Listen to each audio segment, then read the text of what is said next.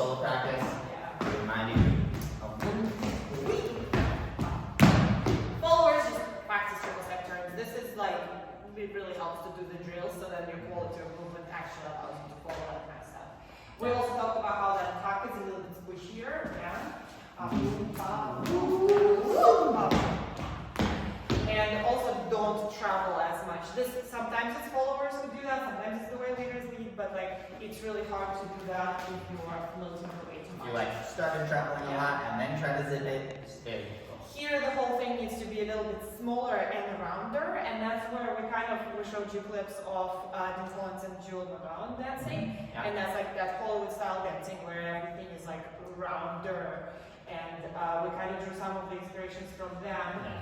We didn't do it exactly like they do it in the clip, we kept it in 6 counts essentially, but it was this thing where you should push further.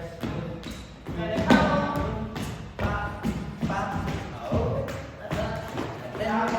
Hey. so we kept it all in 6 counts, they do fancier stuff. Watch out to clip. Then We also did 4 count section. oh yeah. Yeah. Ba, ba, boop, boop. We talked about how that tuck feeling is different. You gotta still get all the way to the end point. And then after that, we took the 4, 6, triple step turn, and 8, and had been experimenting here. And you kind of came up with what worked, what didn't, what was maybe different, and then We'll show it all. Yeah. we're going to show it all because that was your own exploration. So we're going to continue with more stuff like that next week.